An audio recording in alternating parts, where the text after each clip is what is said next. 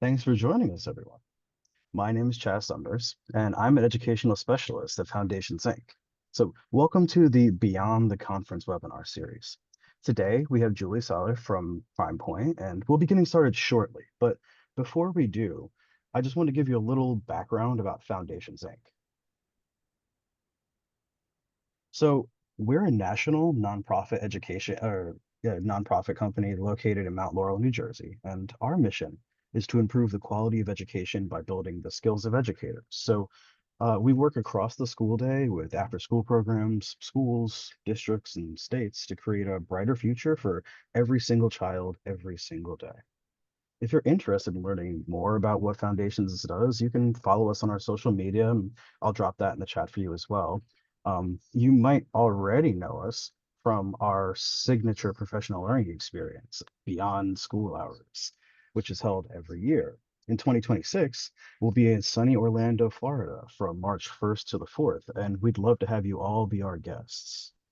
In fact, we have early bird registration active right now. Early bird registration to the conference ensures that you secure your spot, as well as securing a significant discount to that registration fee. So just so you know, it's available to you, and you can access it through that QR code or through the Beyond School Hours site. Also, this webinar will be archived on our website and on YouTube, so you'll be able to access it later. So I would like to introduce you to Kate DeValerio.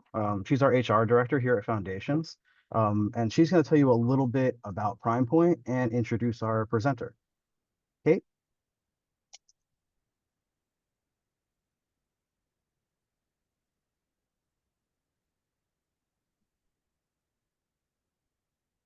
Kate?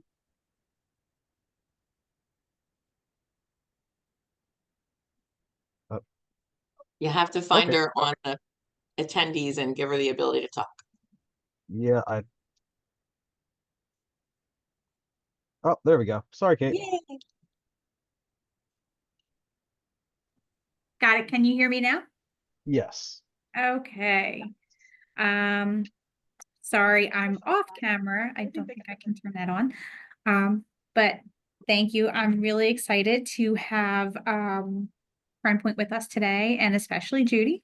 I have worked with Primepoint for, well, Foundations has been a partner with Primepoint for, I think, 19 years now. Oh my gosh. I am so old.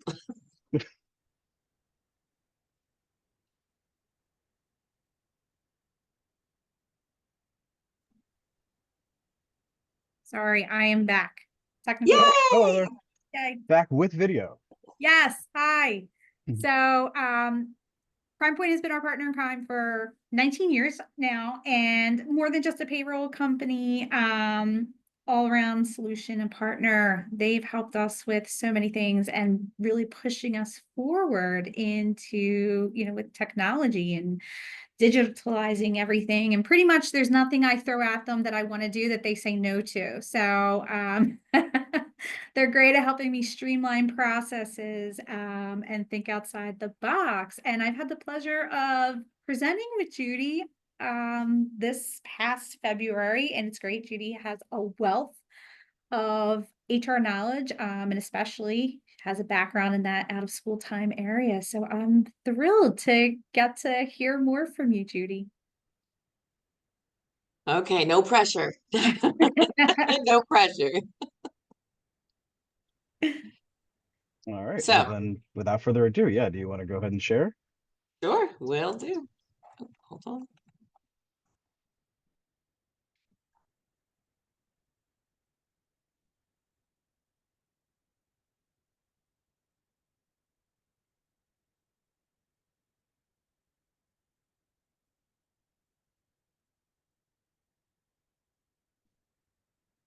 Not doing what I needed to do. There we go. Try that again.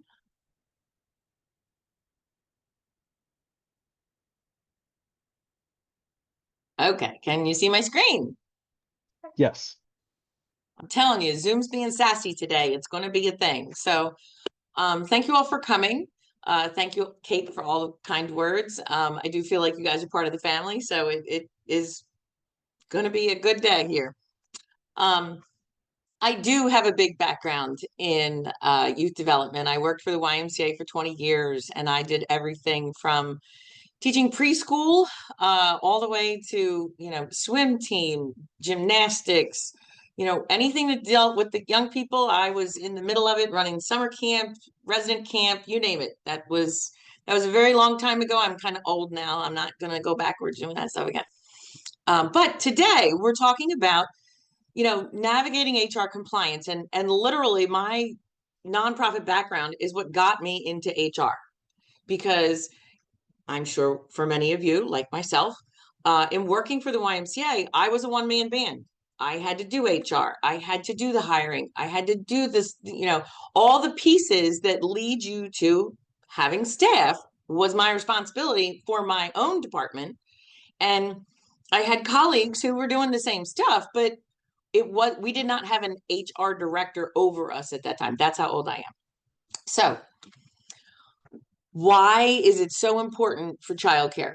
Okay. And I learned this a million years ago. If employers have the ability employees have the ability to have childcare, they are more likely to stay with the organization they're with. They are more likely to be engaged with the organization. They are less likely to wander off. They will work and continue to work because they have safe childcare for their child. Okay. I'm a mom of one. He is 18. He is about to graduate in like 6 days. I made it, knock on wood. He was in childcare. He was in preschool, and all of those opportunities for him, he grew from those experiences. So employers need to embrace the fact that they need childcare, and they need folks to want to put their children in childcare to support the whole family, not just, one of us. So in looking this, and doing the research for this, I really looked at what are some of the trends that are going on right now. And, some employers are saying, 45% of them are saying that it's really a struggle to find the right talent for people in their jobs. Now, I disagree because when I was in youth development, I used to have these little cards, and it would say, "You're a rock star, you should come and work for me." Right? And the other side would have my contact information from the organization. And I would go through the McDonald's drive-through, and if that person at the window was smiling and happy and their voice came through as they were excited to be there, I was like, "Dude, you need to come work for me." Because I could train them the other things.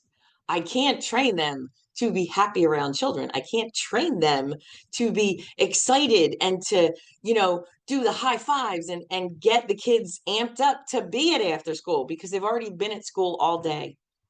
And so the after school has to be that rock star moment. I could teach you the forms, the documents, here's the procedures. I can't teach you to be exciting. I can't teach you to be fun. So I challenge this number, because I think as people who work with young people, you folks know how to do this. Sometimes we have to remind ourselves back. I did it. 20 years I was in nonprofit work, and it was hard, but it was one of the most rewarding things I ever did. And so we remember those days. We just have to keep remembering them sometimes. So here's a little question, okay? And you can use your phones, you can use your computer, whichever one's good for you. What issues do you see right now in recruiting and hiring staff? And if you would please type in there, what are things that are really starting to be a problem? Is it salary range? Is it the number of staff? Is it your location? My family and I, we live in what I call Bumble. There's not a lot of places around for us to have our young people work. And we have seen in a lot of areas, folks have transitioned to hiring adults because adults are out of work. And some of those are predominantly short-term because they're looking for other work. But what is it that is something that is, making it hard for you to do this? Is it your policies? Is it not understanding maybe the state stuff? Ooh, qualified, finding staff. Yep. Yep. Salary. Absolutely. Um, is there a happy medium, right? So, for a lot of us, I know, I used to hire 16-year-olds. When you get 16-year-olds, oh my, look at you all. Challenging retail. It is so hard to retain people when you are against, X number of dollars working for, Wawa, for example. Salary, qualifications, unrealistic expectations. Yeah. Qualified seems to be our number one right now. I served on the board of ed for my town, and I will tell you the two biggest areas that were the hardest to fill were the bus drivers and the before and after school program folks, because it's that little snippet of the day, and then the rest of the day is open, and then that little snippet at the end of the day, and that made it really hard for staff. It made it hard for us to get staff in there. So it's still a process that we're going through to figure out what's the best spot there. Okay. All right. So let's see. Salary, challenging employees, mass, retain industry, the industry itself. Yeah. And not for nothing, I will tell you, I probably had more colds and more sicknesses when I was working with young people than when I stopped working with young people. I will tell you though, after that first year, I was great. I was never sick again. The hours. Yep. That's one of the big issues that we have.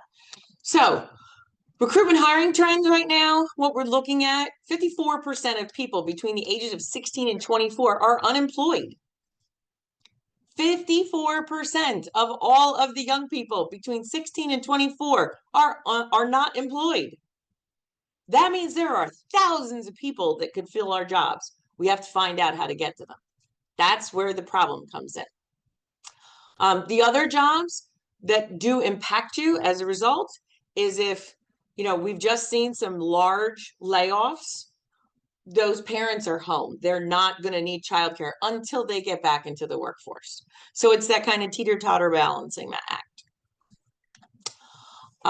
Some of the things that we have to manage, right, are criminal background checks. Do it based on a clear policy, okay?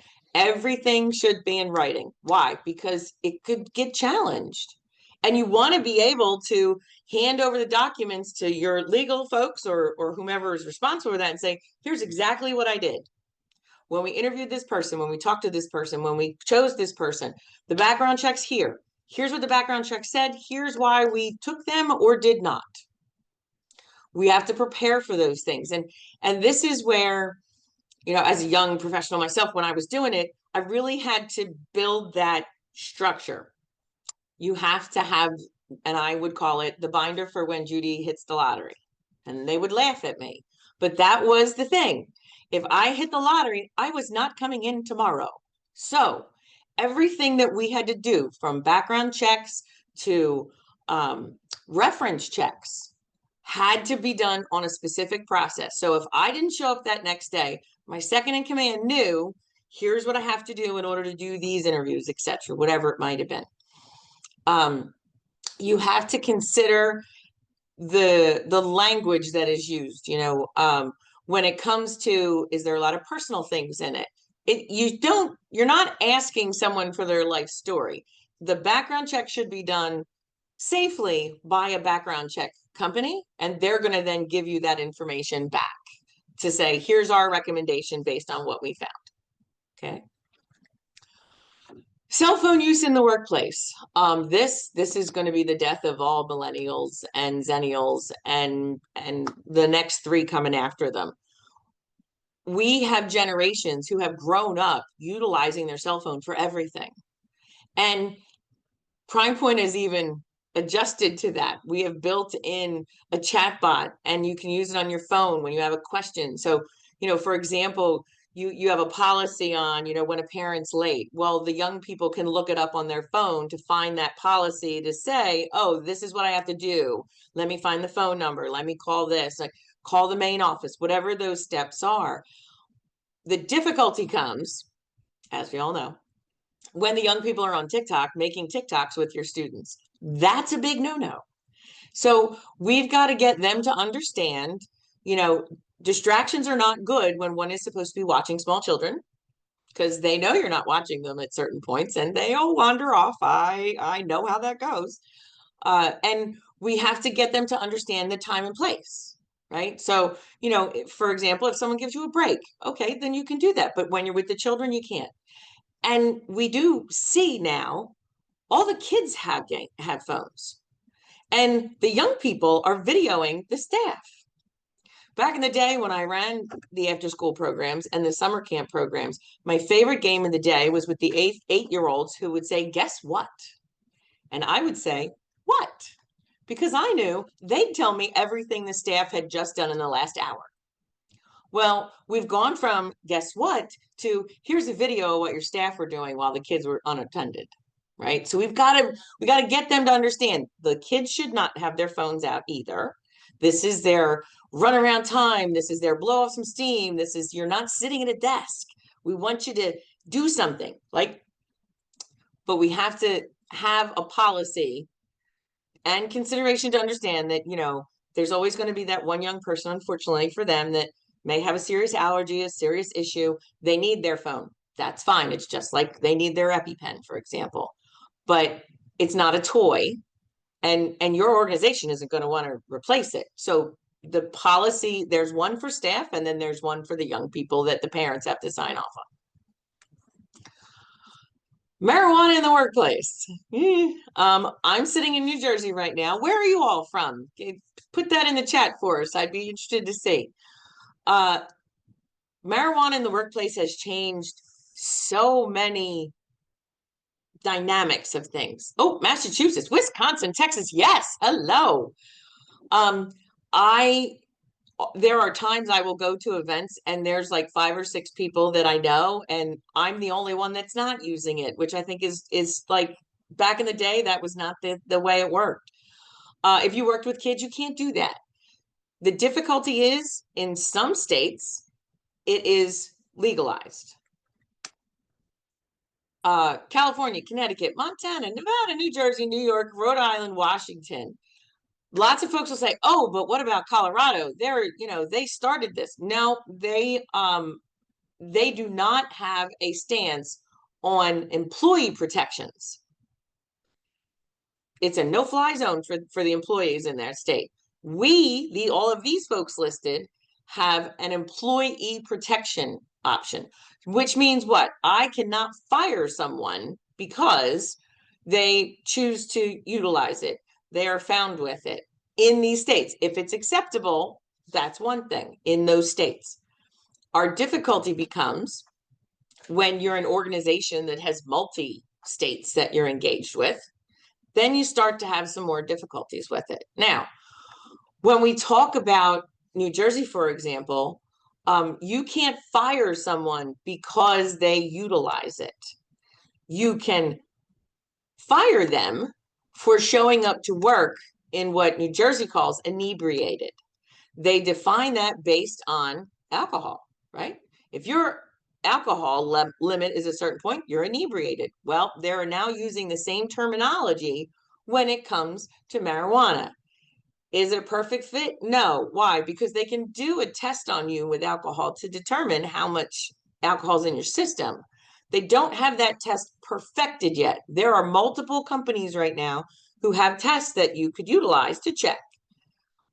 There's also in New Jersey, for example, it's called The Wire, and that's going to be a training program to teach someone in your organization how to identify someone who is inebriated. Now, there's a lot going to go on with that in the next probably 36 months specifically, only because we're starting to get data back, especially for Jersey, and seeing what is it like. I will tell you, not to knock any of these, but all of these states have been able to balance or at least rebalance their budgets because of the sales. So I don't see it going away. I see us as professionals working with children managing that process and making sure this one has to go by the book. It cannot be helter. It can't be, "I'm going to call your parent." It can't be, "I'm going to call your spouse." It has to be, what is your policy? All of these pieces are policies. Some of them are much busier than others, of course.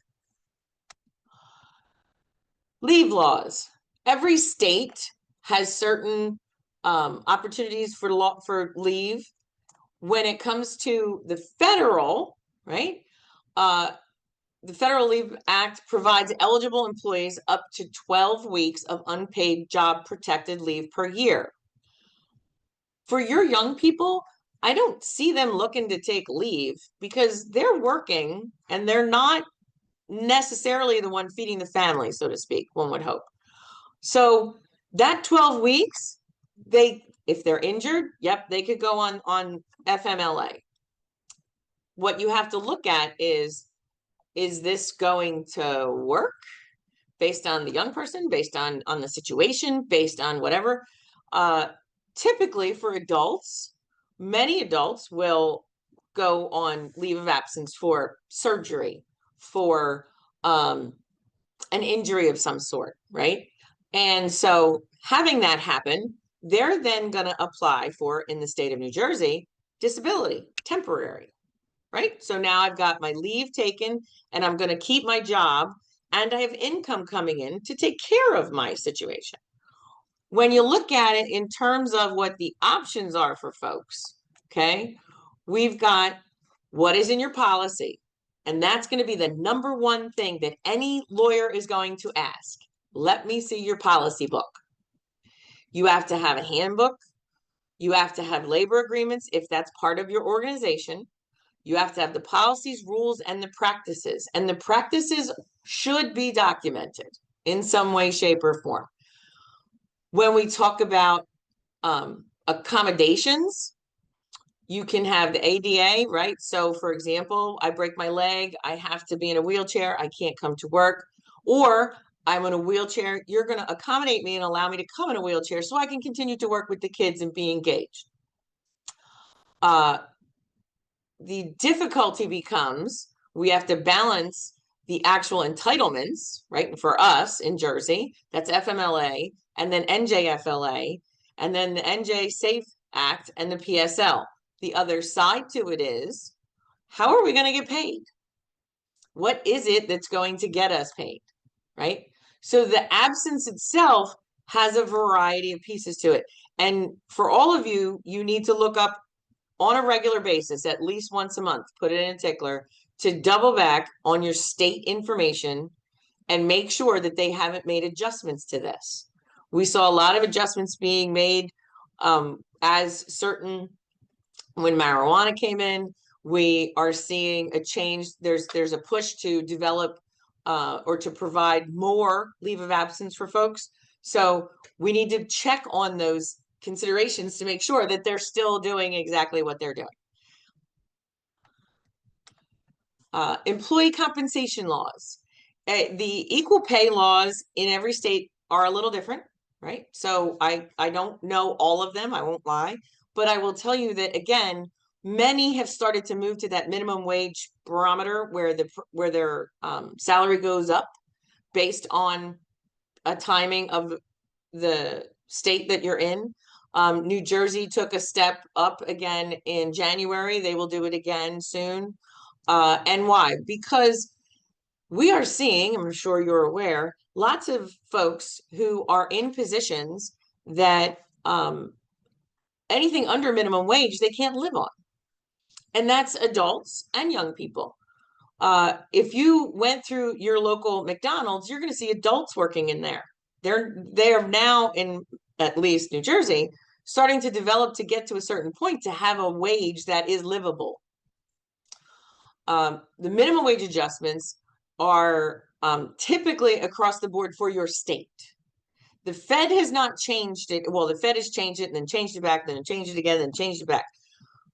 That's going to happen. It always does. It's one of those budgetary crunchy things. But double check and make sure that your state is providing what you are, the information for you, and make sure that big poster on the wall, that you have to have in order to for the wage and hour folks to be able to prove, yes, this is what we've told the staff and this is what we're doing. So the personnel policies, right? Regularly review them. I know it's a book. It shouldn't be like your strategic plan. You need to double check all of your laws at least once a quarter at the latest. Why? Because there are changes that get made and then they get changed back again. We saw this with the increase of the number of hours to then what people could receive for overtime. It was in, it was out, it was in, it was out. You have to check these things. And every state's going to be different. I guarantee it. It doesn't matter if we're neighbors, etc. Yes, there are some states that will follow each other. New York, New Jersey, and PA kind of, they ultimately do what each other does, but they don't necessarily do it at the same time. New Jersey moved to legalize marijuana. New York recently did that, right? And now PA is starting to do it. So make sure you double check these things. And why? Because you don't want someone coming into your organization and saying, I need to see your handbook. I'm looking, we're reviewing, we're auditing XYZ, and you not have that in there. Okay. Oops. Training and development. I cannot stress this enough. That's what I do here for Primepoint. I do all the information gathering of all the new laws, new everything, and I present those things to our client base because most of our client base doesn't have the time to be reading all of those things. So my job is to be that person. Training is the number one thing that helps to keep your staff engaged. Why? Because young people like to understand what they're supposed to be doing. Now, granted, I will tell you, there's a few that, they probably show their colors and we know that they're probably not meant for this job. But for young people and adults, you want to understand what your job is. And you want to understand what are you supposed to be doing? And is there something more that I can learn and get my development up? I did my master's thesis on training and the happiness of employees. And it was like 92% of staff said they would stay at their job if they got more training because they like the people. They wanted to engage with the people, but they didn't understand half of their job. So they eventually wandered off to something else because why? They could go to a retail thing and all they're doing is hitting buttons all day. Sometimes it's just pictures and then they're done. So we've got to invest in those young people to keep them engaged with what we're doing. When back in the day, when I worked for one of the nonprofits, we had a major fire and it destroyed all of the products, materials, crayons, papers, everything from the organization. And I thought, okay, well, we're done. I'm off the rest of the summer because there's no way we can bounce back from this. And it was my young people who figured it out. And I just kind of went, okay. And the new rule became, is it reasonable? Is it rational? Is it safe? And if they could answer all three of those questions, I was like, go with God, do what you're doing. And they were amazing. They're still amazing. They're adults now, which is even more frightening, but they're adults and I'm really old at that. We have to give them the space to grow because when we do that, we grow great staff for the future of our communities. So where are you sourcing your staff? Like I said, I used to have my little cards and my husband used to think it was hysterical because he was like, that's so silly. I stole some of the best staff from these little, McDonald's and Burger King and you name it. I would cruise through that. If they were smiling and happy, I thought, yeah, you're mine. Let's get this. And they weren't necessarily making any more money than by coming to me.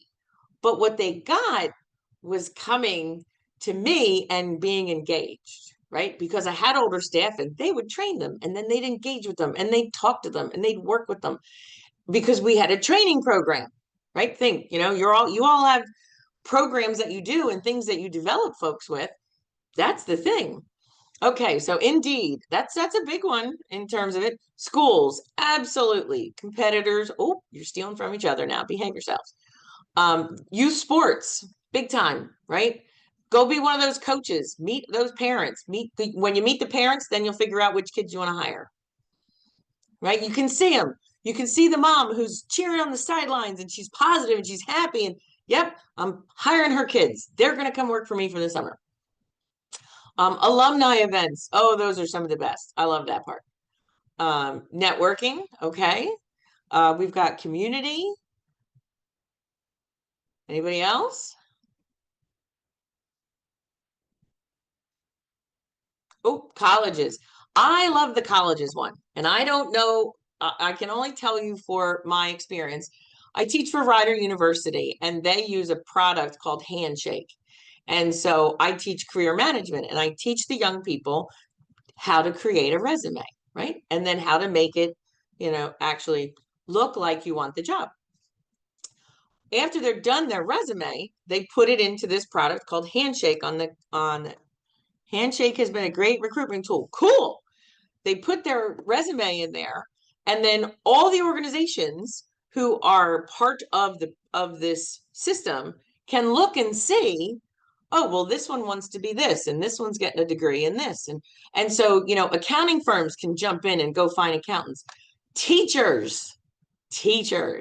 I had to teach my superintendent of schools how to get to Handshake and how to sign up for it. And I was like, you could be pulling teachers before they graduate to get into the school district. And so it became this like, I don't know, system of let's roll through. So they would go and they'd look at sophomores and juniors and they'd hire them and they'd train them and they could see, is this person going to be a great full-time teacher? Maybe, maybe not. Decide, keep moving. Many students come through program, volunteered, and work at least one summer program after graduation. Yeah, because as a college professor, I'll tell you, they graduate and they graduated probably with a degree that their dad made them do. And now they're not sure what they want to do. And so they're going to take the summer not off. They're going to go work somewhere to find out what's that thing that gets them out of bed every day and want to go to work. Alumni, colleges, sports. Okay. So there's lots of opportunities for this. There's one like wrinkle in this though. We now have 6 generations in the workforce. I know, 6. It's kind of weird. Every time I start counting and I start looking at things, I'm like, oh no, there's 6. How did that happen? We know that there are folks who are looking for jobs, there are not looking for jobs, but we need to figure out what is their motivation. So, which generation has the most wealth? Boomers, of course. We know that. They saved money. They're really good at it. It's a positive thing for them. Not necessarily the rest of us. Who spends the most? Gen X. I am totally losing my mind with this child graduating. I am just trying to give him opportunities to be engaged in things. I am that mom who's like, you want to go see the Grand Canyon? Let's go. Taking vacation. We're going to the Grand Canyon. You want to go see this? Come on, we're going to go. Why? Because my parents gave me all kinds of opportunities for me to test and try and put my toes in the water. And so I want to do that for him. Who has the most poverty? Gen Z, who are probably a lot of your young people, right? Which means we all need to give them a whole heck of a lot more love and figure it out and help them and see how can we get them engaged and thinking about, well, what do you like? What do you like to draw? Do you like to paint? Do you like to think about those kind of things? Why? Because they move into the next part, which is mental health. We want to give them opportunities where, they can express themselves, when they can talk to people, they can talk to each other. I can remember being at summer camp. Yes, those 8-year-olds would come and tell you everything, but the 6 and 7-year-olds, they didn't talk to anybody. They barely talked to each other until the staff would jump in and kind of get them going, right? They'd have to get the game going. They'd have to get the giggles going and have those opportunities for them. Which group is the most entrepreneurial? The millennials and Gen Z. And this is the largest generation of young people that want to own their own businesses. Everybody and their brother during 2020 was doing a side hustle. These kids are perfecting it. So they might not be there to work for you, but you can engage them and bring them into work for you because they're still looking to make more money. They can make all of the crafts they want to sell, no matter how good they are, metal, wood, whatever. They're still looking for that opportunity. Millennials and Gen Z are the most health conscious. I don't drink water. I know, don't yell at me. It's just a thing. I'm not really into it. My child will drink water all the time. I don't know how I did that. I really don't. And I'm glad I did, but he's so much more healthier than him, me and his hubby. And so I keep trying to think to myself, like, what's the difference? What did I do different? I don't know. I can't put my finger on it. Who's more eco-conscious? Gen Z. That's my son. He really wants a clean environment. When he was little, he would talk to adults and say, "You can't drop that there. That's trash. Please pick that up." And I'd be like, "Oh my God." No, he's not wrong. He's still that way. He will go and fix something if it's not. And I'm always like, don't touch other people's stuff. Like, watch what you're doing. Who is making the purchasing decisions in the family? Gen Z and Alpha. And those are a lot of the young people, well, parts of them, that are in your after school programs.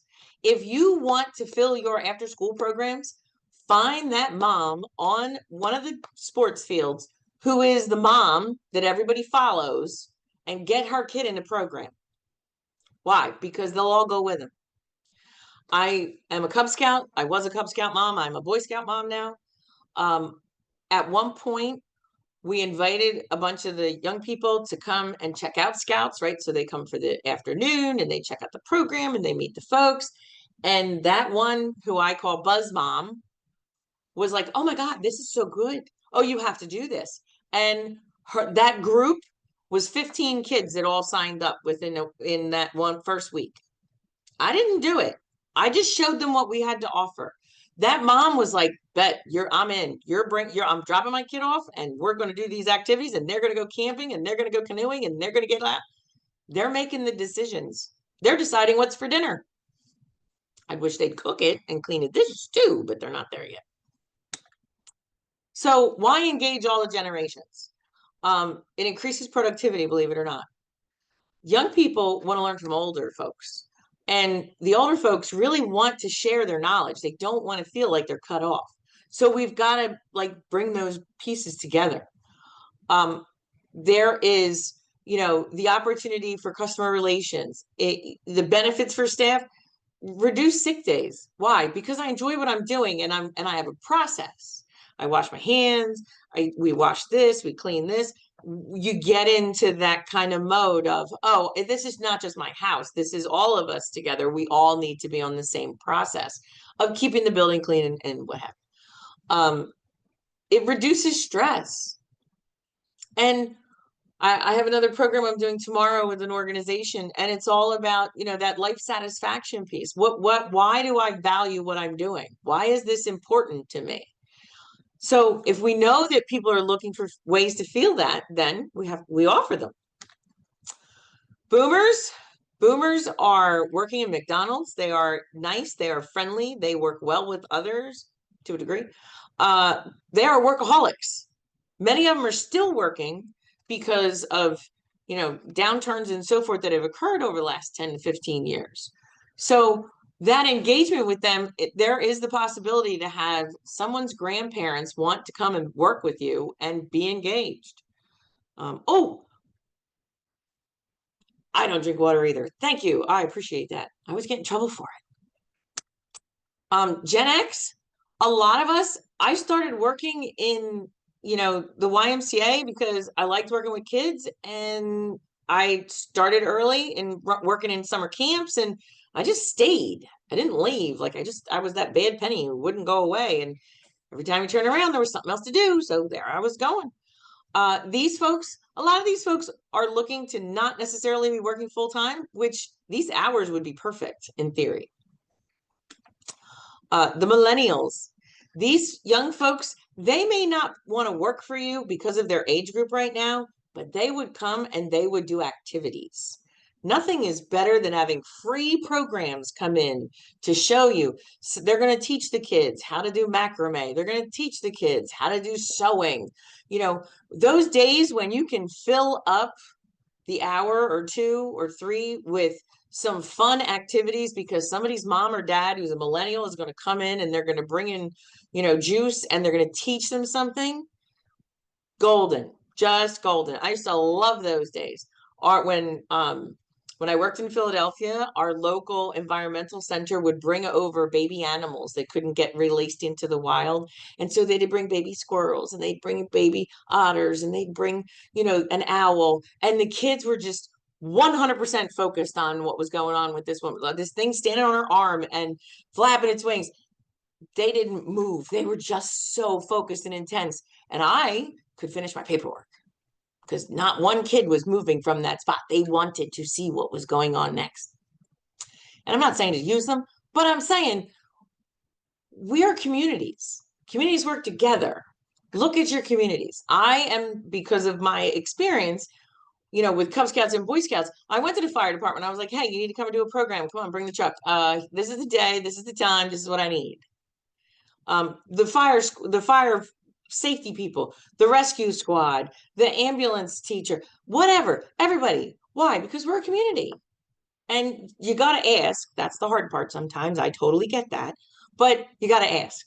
And hopefully people will be like, yeah, I should do that. That'd be great. I like kids. Okay. Generation Z. Ugh. Sorry. I love them. I love them to pieces. Some of them are at the stage where, you know, they're looking for jobs. My child did do some work at our after school program for quite a while. And it just got to the point where the hard part, which we all know, that staff changes over and that positive role model that he was looking at and he would talk to and he would ask questions. And as soon as that positive role model left, he was like, I'm going to go get another job. Okay, but you got to get another job. These young people get attached. You know, they don't remember 9/11. They don't remember how we as a country came together. They didn't exist at that point, right? Or they were too young. They are all over social media. And they're the ones that you have to have that policy for, because they're the ones that will be making TikToks. And they're the ones that will be sending stuff on Insta and sending stuff on Snapchat. And the schools now, and I'll give you this as an option, our high schools have put in these little pocket things. I think they were for shoes technically to begin with. And when the students walk in, they have to put this phone in the pocket. And if they do it, they get extra credit each quarter. Now, you don't necessarily have credit to give per se, but come up with something imaginative, come up with star charts. I don't know. We've got to be careful with these young people because they don't understand sometimes that when they're posting things or sending things, we've seen lots of problems with that. I can't even some days, but it is impacting their future and they don't realize it. As a professor for a Rider, the very first thing I do when I get my new class is I go and I look up all their social media. And I have found pictures that would make your hair turn colors without help because they don't think about what they're posting. And they don't realize that all I have to do is look up their name in Google and I can see all their pictures. I don't have to go to their, I lost the word. I don't have to go to any of their social media to look them up. I just Google them. And it'll show me all the pictures they post and the pictures their friends have posted. Profile. Thank you, Simone. I don't know where my brain was. We've got to get them to understand that just like your financial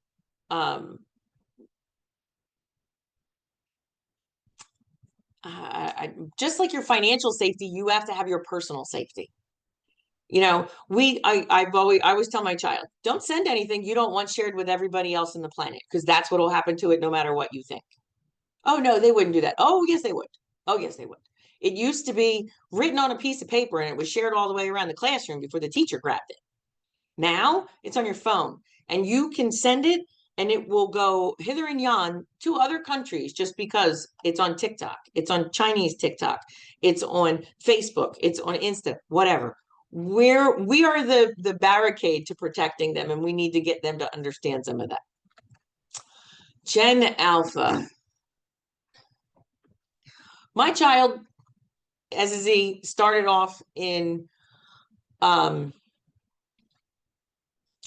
want to say, probably kindergarten, learning how to use a computer, right? Nothing big. They were doing that process, right? So you start the hands, where do the fingers go? Those kind of things. These kids can type with their thumbs faster than I can type anything. And I had to take a typing class and I can do 60 words a minute. Here's a good one. Treat your social media safety similarly to your job's two-step authentication accessibility. I love that. That's awesome. These young people have broken the master settings in their phones so they can do other things. And I only know this because my child did it. And then I was like, what are you doing?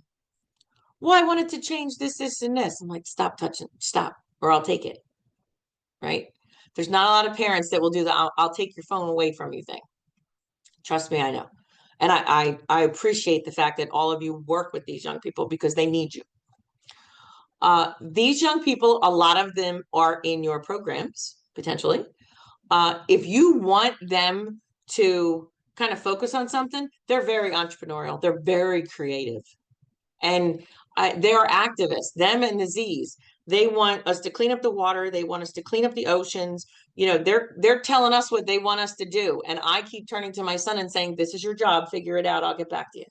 Why? Because if I push back, he will sit there and think about it. These kids will think about it. How can we do it as a test for me? Say to one of your groups of kids, get like 5 or 10 of them. What can we do to clean up the oceans? And just let them run wild, make them draw it, figure. You just don't know when that one thing is going to pop and they'll go, hey, I could do this. I have an idea. We know they're smart. That's the hard part. We really know they're smart. They know they're smart too. That's the other part of the problem. So Gen Alphas, I'm hoping for some of you, I'm going to enlighten you a little bit. So bet, right? Bet is an expression of agreement. I don't know why we are changing the definitions of things, but we are, because they are. Sus, that's sus. That means they're suspicious. It comes from a game, believe it or not. I had to look it up because it was bugging me. Bussin' is really good, especially when it comes to food. Right? Kate's like, oh yeah, I've heard that one. Cap in some music is used in the wrong way based on what these young people call it. When you cap, you're lying. You're lying to me. They'll say that's cap. That's cap. Riz is, your charm, your attractiveness, what makes you, be the one, right? The queen bee, the king, whatever. Gat obviously is girl, you are thick. When you hear it, acknowledge it right away and tell them that they're not supposed to use those words. Sigma, which makes no sense to me, is someone who is dominant. I always thought that was alpha, but apparently we're just going to change all the words now and make them into other things. Lore is knowing the background of something, right? Which makes sense. Ratioed is when your tweet gets more responses than likes. You really want likes. You don't want people going back at you about stuff. And they have decided on these things, and it's the new language. I know I'm a Gen Xer. Yeah, we made up new terms. We all came up with, or somebody made up new terms. I didn't make up new terms. But this is awesome. Thank you, Nick. I appreciate that. The difficulty becomes that every generation gets their own language. And so we just have to figure out what they're talking about when we're trying to work with them. Oops. Mouse ran away. So as a manager, as someone in charge, What do you think the day looks like?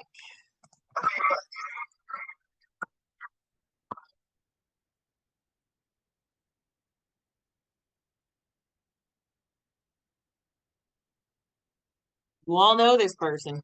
Don't say you don't.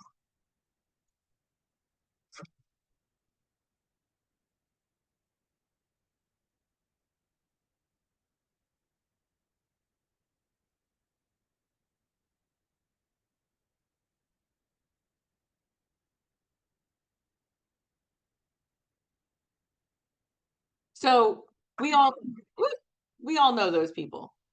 And one of the key things that we have come up with is that, we've always talked about the golden rule. And that's really not the rule that we need to stick to. We need to treat people as they want to be treated. Right? Think about that. I'm a hugger, right? Other friends around me are not huggers. I have to get used to the fact that I cannot just walk up and hug them because they're not going to like it. They're going to be like, no, thank you. So I got to treat them how they want to be treated, right? Think about that kind of stuff because the kids have to do it too, and they know it. 50% of employees, millennials and younger reported having mental health challenges. We already looked at this. The difficulty here is we've got young people who know they are having a mental challenge, and we have young people who don't recognize it. They don't understand. And you, as adults working with them, are going to see it before their parents. And I hate to say that. It's not that their parents are not paying attention. It's that the daily day takes over and we're not catching it, right? Let's see. Okay. So the generational mindset that we're looking at now in hiring for Gen Z is hoping and coping. I did not make this up. It came from a event I went to with Tim Elmore, and it was eye-opening. Okay.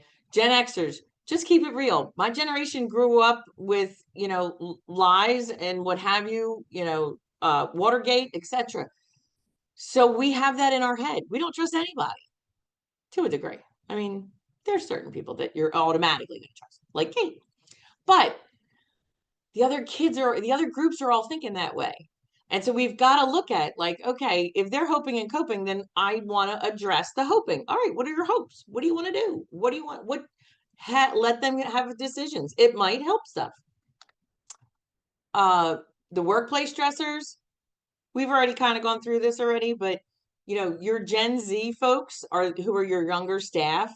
They're the ones who lack knowledge, and they're the ones that need it.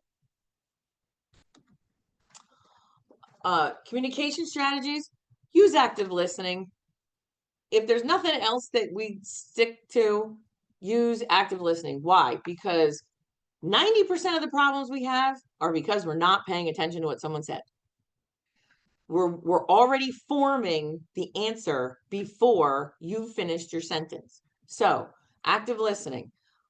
I let you finish talking, saying your whole thought, and then I say, okay, let me make sure I understand what you need.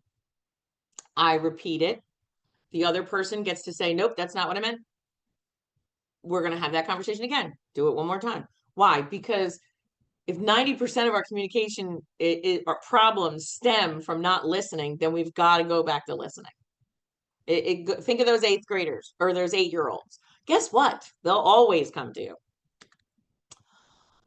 Communication strategies, we want them to be clear. A lot of this is the things that will be in your handbook.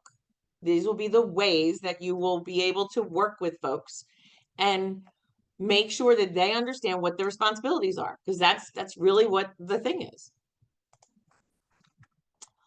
Try collaboration techniques. One of the things, if you can pair different people up, I used to use a product called Color Code, and it was a personality test. And it wasn't good, bad, or what have you, but it was about like, what were your motivators? And so the reds were leaders, and the blues were the carers, and the yellows were who would set up the party and the cupcakes, and the whites were kind of hanging in the back, but they always made sure things were done. When you have a group of one of each of those people, you have a great base because they're going to take care of each and every one of them because they know what to look for because that's who they are. Generational training, we did talk about this already. Sorry, we're going to keep moving. We do have to consider and look at creating inclusive policies. And do we have to label everything? No, but we have to be sure that, children with disabilities are able to be there. I know there's always an issue with the allergy kind of stuff. Like, there's things that we can do, though, to make sure that we're inclusive of all of our young people, whoever they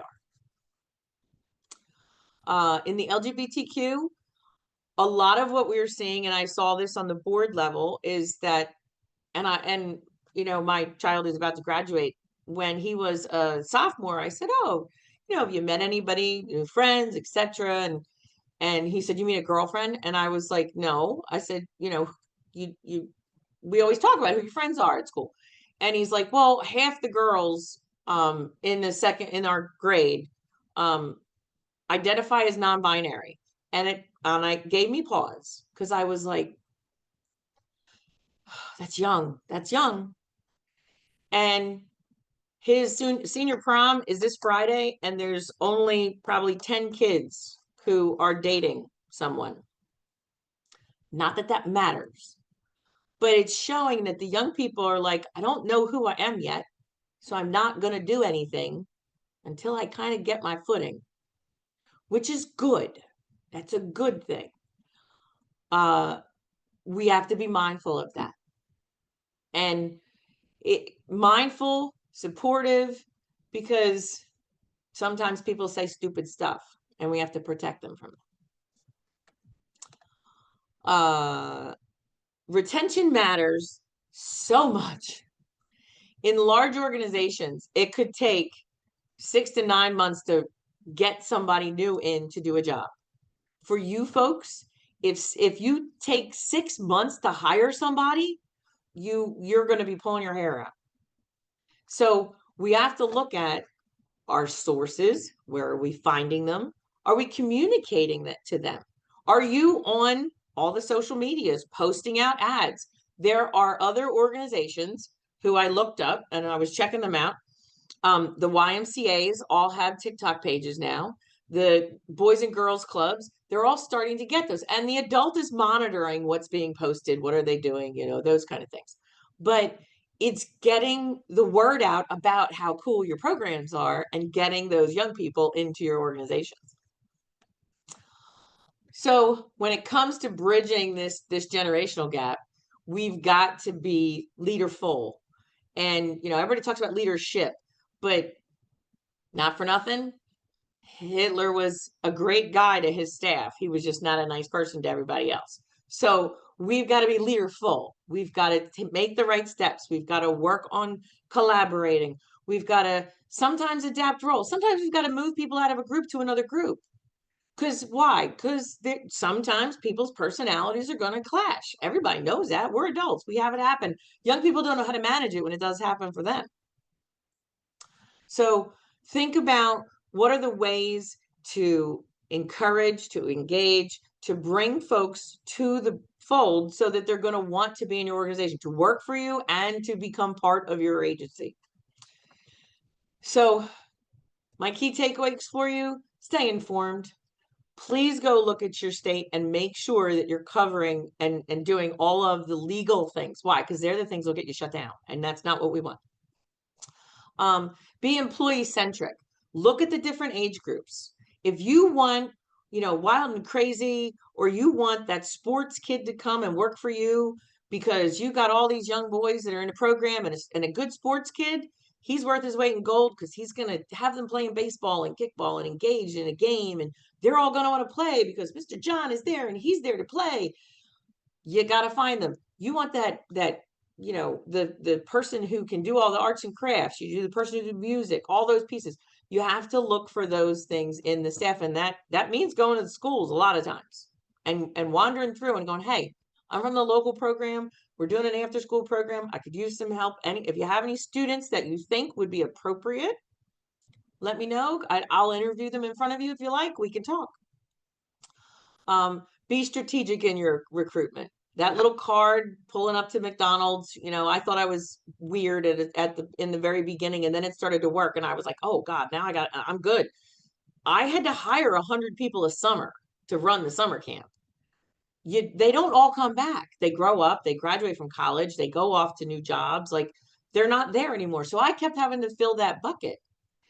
You got to be strategic. You have to look at what kind of person we had a young man named Stroh. I love him to death. Stroh was the football player, band guy. He was in all kinds of stuff. I had to replace that. And I got like half of what he was. The second person was awesome. Not exactly like Stroh, just different. It's okay. So be strategic. I will tell you if you have any questions, if you get stuck on something, if you're unsure, feel free to reach out. I'm here. I'm always here for foundations. They know that I love them, but you're part of their family too. So if you need help, if you need someone to back you up, I'm here. Take my email, give me a call. I'm here if you need me. That was awesome. I'd just like to take a moment to thank Judy for being here and all of you guys for coming. It was really fun for me, so I'm hoping it was really great for you guys too.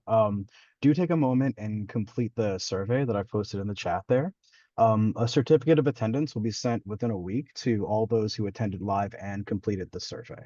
And I hope that you'll join us for our next session on June 25th to discuss youth engagement.